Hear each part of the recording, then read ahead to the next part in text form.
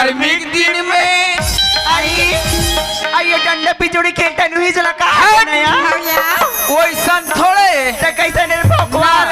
ऐसा न है वो नाना अरे गर्मी के दिन में पी कर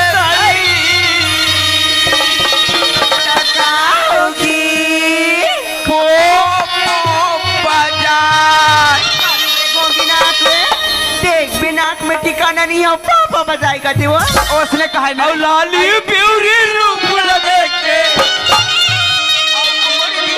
ले जाएगा गोली कासे घोंगी नाक के तो शर्म लगने नहीं लग रही उसने कहा ना रे आई उसने कहा आओ आना गोरी चुमा दे ये टूर्नामेंट कैसे करते यार काला चुम मेरे और रानी थोड़ का चाटन दे आई काला चाट पे रेकर दे मतलब चाटे दे